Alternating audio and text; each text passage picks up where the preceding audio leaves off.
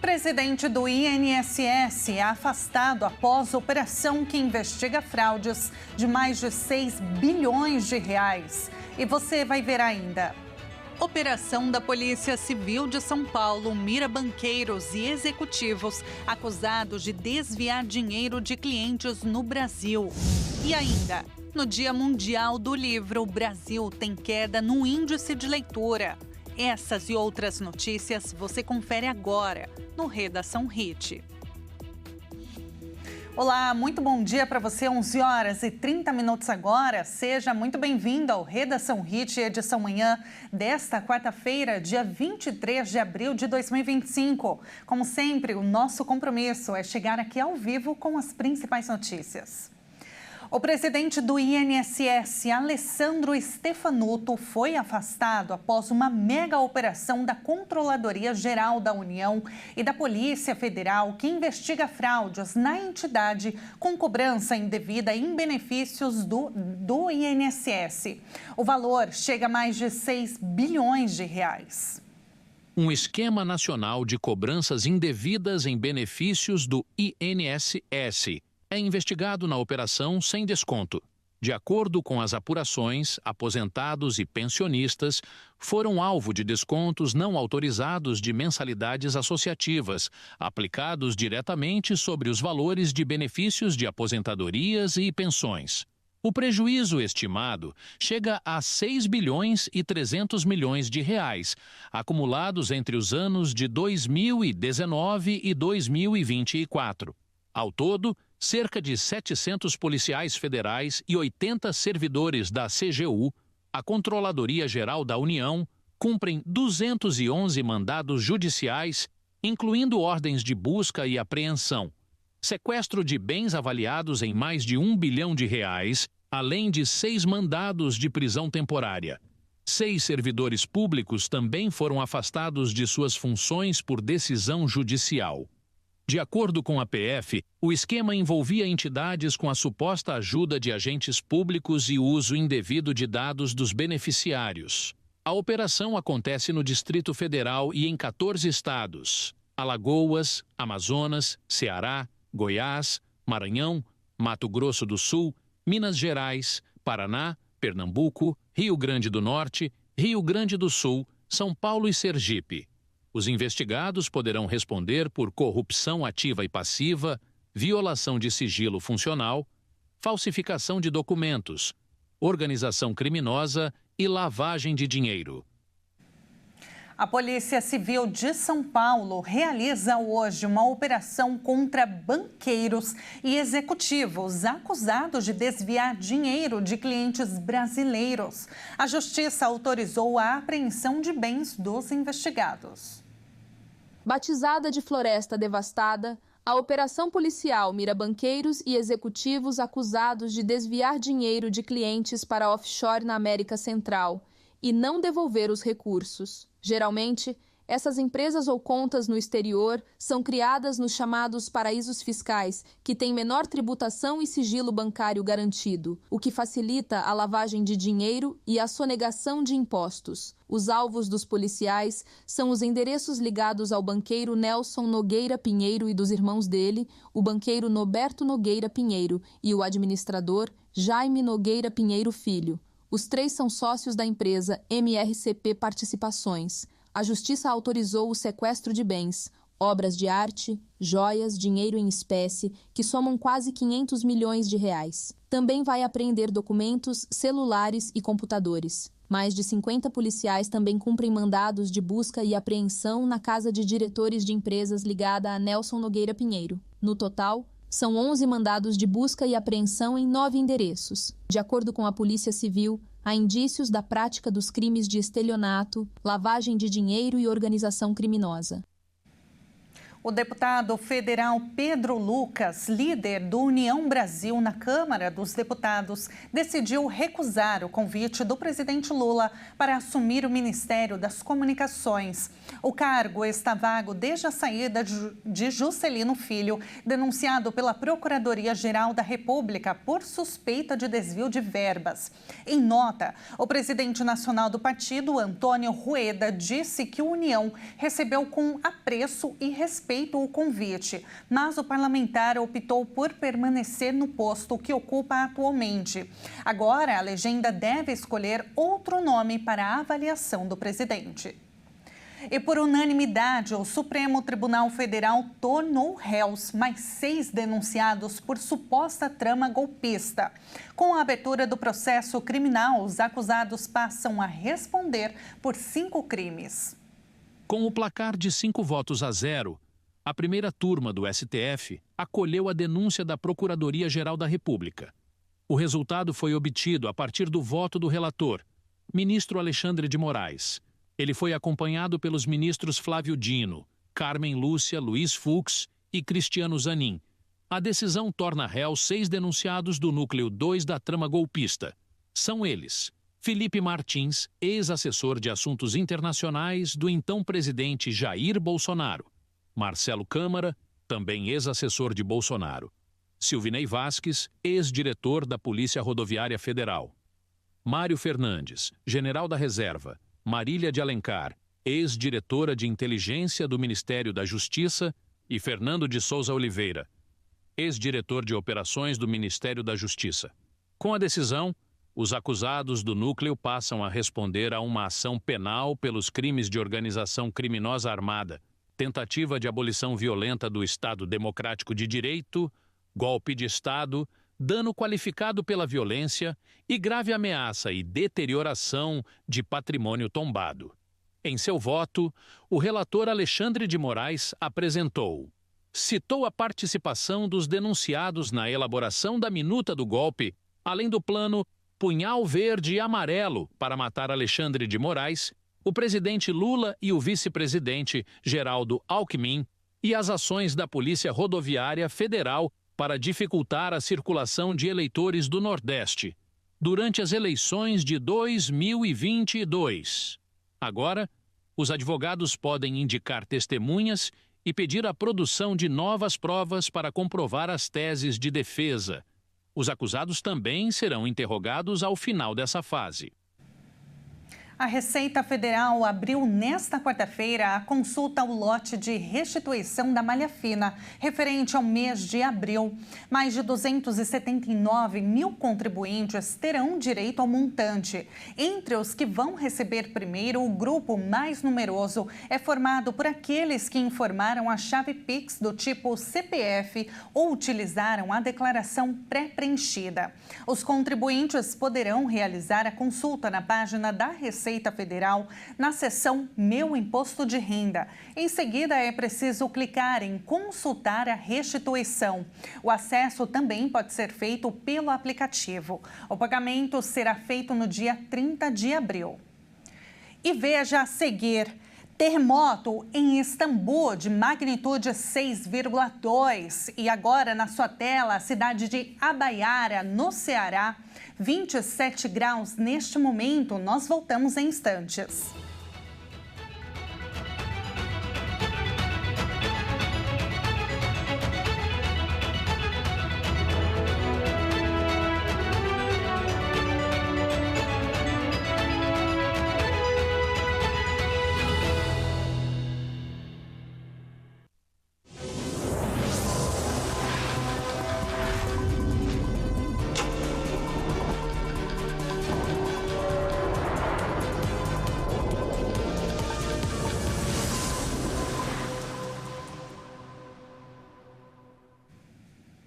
E nós estamos de volta agora pelo horário de Brasília, 11 horas e 41 minutos.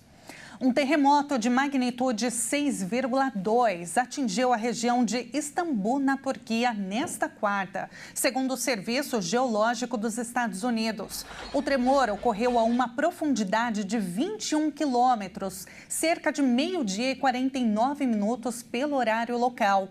Diversos prédios balançaram devido aos tremores, conforme a agência de notícias da Reuters. O ministro dos Transportes e Infraestrutura da Turquia comunicou por meio da rede social X que inspeções iniciais não revelaram danos ou condições adversas nas rodovias, aeroportos, trens ou metrôs da Turquia. E o governo do presidente Donald Trump anunciou a sua intenção, aliás, de proibir todos os corantes artificiais dos alimentos nos Estados Unidos daqui até o fim de 2026, uma medida apoiada por especialistas em saúde. Os Estados Unidos vão proibir progressivamente corantes alimentícios artificiais até o final de 2026, medida apoiada por especialistas em saúde.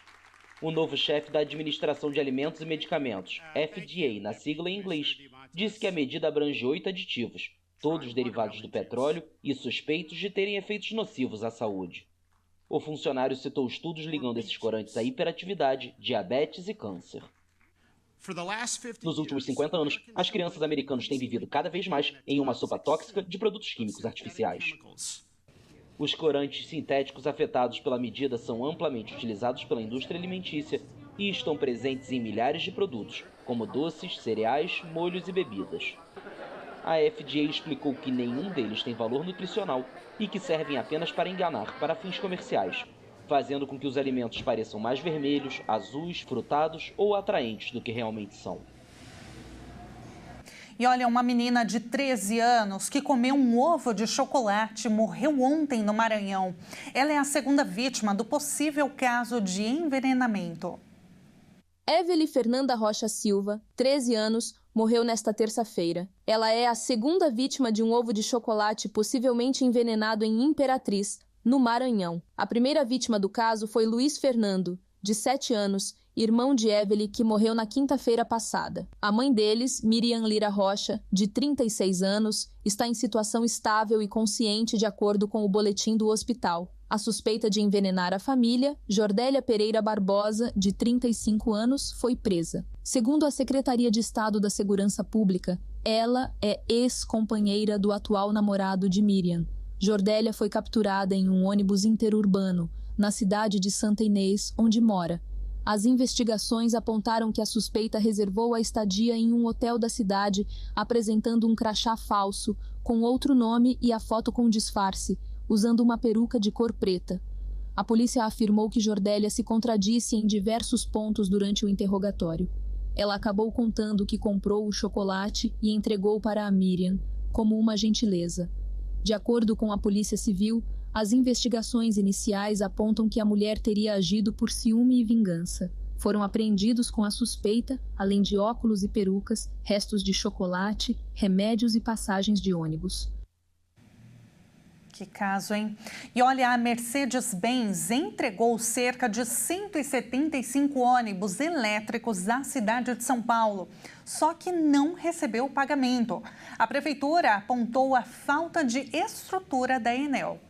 A razão do não pagamento, segundo a montadora e a prefeitura da capital paulista, é a falta de infraestrutura nas garagens de energia elétrica para carregar os veículos, responsabilidade da concessionária Enel Distribuição São Paulo. Os modelos foram produzidos entre agosto de 2024 e fevereiro de 2025, após uma encomenda feita para a renovação da frota. No entanto, a prefeitura somente pode pagar os veículos que estiverem efetivamente circulando e atendendo a população. A montadora afirma já ter proposto ajustes à prefeitura para aperfeiçoar o sistema de subvenção e, assim, acelerar a transição energética no transporte coletivo.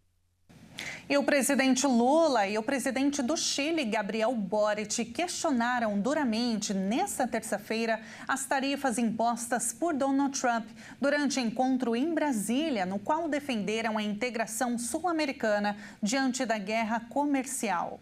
Lula recebeu nesta terça-feira em Brasília o presidente do Chile, Gabriel Boric. Os dois presidentes se reuniram para a assinatura de uma dezena de acordos bilaterais, enquanto a América Latina teme as consequências do tarifaço à maioria dos bens que entram nos Estados Unidos. Os dois líderes questionaram duramente as tarifas impostas pelo presidente americano Donald Trump.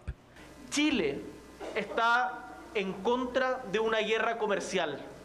O Chile é contra uma guerra comercial, o Chile é contra a politização arbitrária do comércio. A politização arbitrária do comércio. Nós precisamos descobrir que na hora que você tem um presidente da República de um país importante como os Estados Unidos, que resolve estabelecer a discussão, favorável a uma política protecionista, contrário a tudo que foi falado para nós desde os anos 80, a globalização, o livre comércio, ou seja, todo mundo só falava em livre comércio e globalização, e de repente nada disso vale a pena, e o que vale a pena é o seguinte, é o protecionismo. Você não quer guerra fria, eu não quero guerra fria. Eu não quero fazer opção entre Estados Unidos ou China. Eu quero ter relações com os Estados Unidos, quero ter relação com a China. Boric também ressaltou a importância de fortalecer os laços do Chile com o Brasil, seu terceiro maior parceiro comercial. Por outro lado, o presidente dos Estados Unidos, Donald Trump, declarou que vai reduzir substancialmente as tarifas sobre muitos produtos chineses. E o secretário do Tesouro, Scott Bessent, afirmou que o confronto comercial entre as duas potências é insustentável e que a guerra comercial será atenuada. O presidente dos Estados Unidos, Donald Trump, anunciou que vai reduzir as tarifas sobre muitos produtos chineses. 145% é muito alto e não será tão alto, não será tão alto. Chegou a esse ponto. Estávamos falando sobre o fentanil, onde sabe, vários elementos elevaram para 145%. Não chegará nem perto desse nível, cairá consideravelmente, mas não será zero. Costumava ser zero, fomos simplesmente destruídos.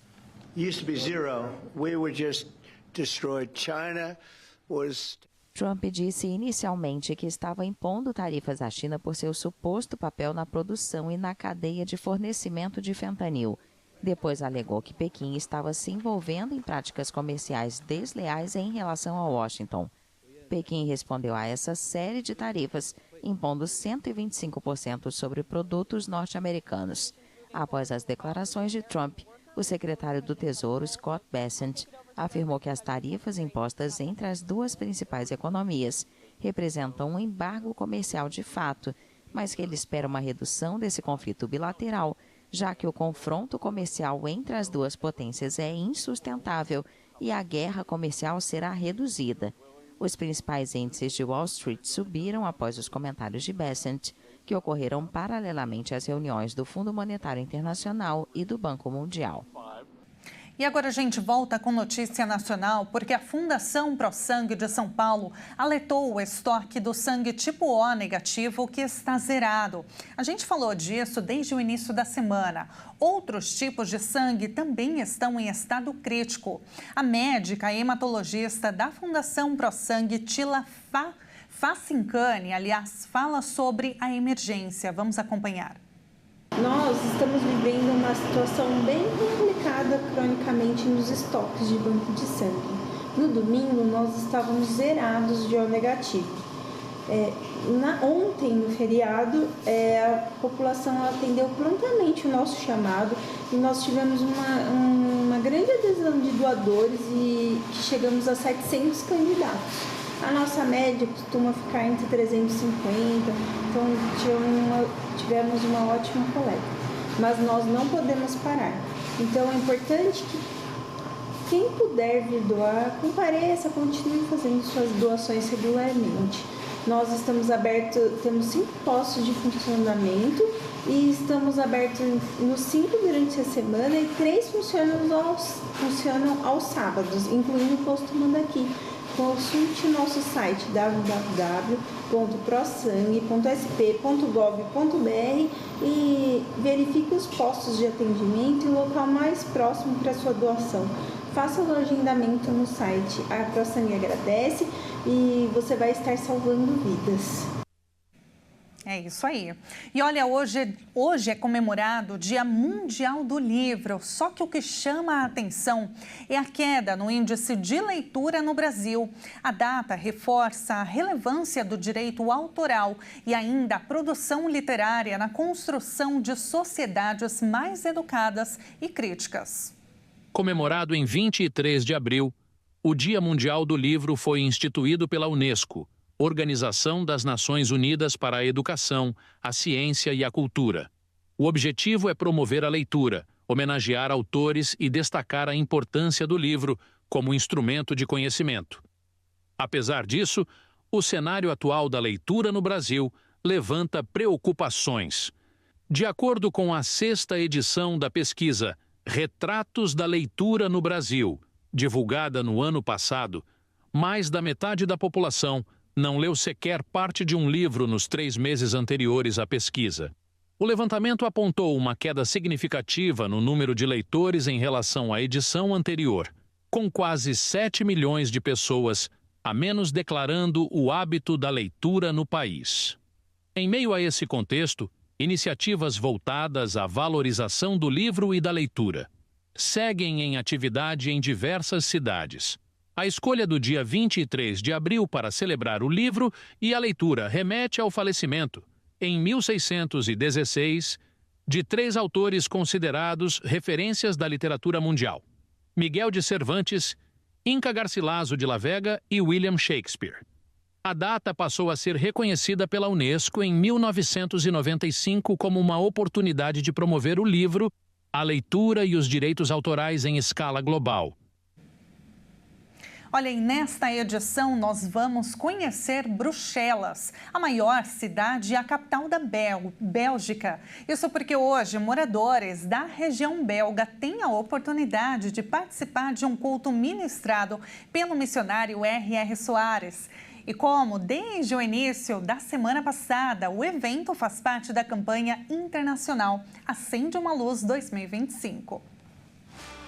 Com mais de 1 milhão de habitantes, Bruxelas é um destino que atrai uma enorme quantidade de turistas pela sua rica história, monumentos e museus incríveis. Na gastronomia, a confeitaria se destaca pelo chocolate. A cidade é sede do Parlamento Europeu e abriga a Organização do Tratado do Atlântico Norte, a OTAN. E vamos agora com uma câmera ao vivo de Bruxelas, porque daqui a pouquinho, a 1h da tarde, pelo horário de Brasília, o missionário R.R. Soares vai ministrar um culto ao vivo e será transmitido aqui na Rede TV.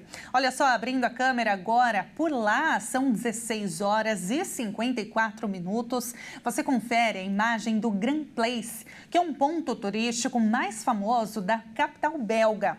A praça é patrimônio da Unesco e começou a ser erguida no século XV. Só que a arquitetura é do século XVII, é cheia de elementos grandiosos e detalhes que são uma prova viva do nível social e cultural do período.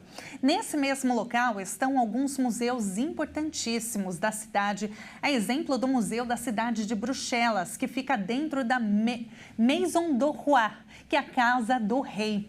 E assim a gente encerra esta edição. Muito obrigada pela sua companhia e fica o lembrete. Não desliga a Rede TV, fique ligadinho aqui porque logo mais, daqui 1 hora, o missionário R.R. Soares ministra um culto ao vivo direto de Bruxelas. Fique na paz, até!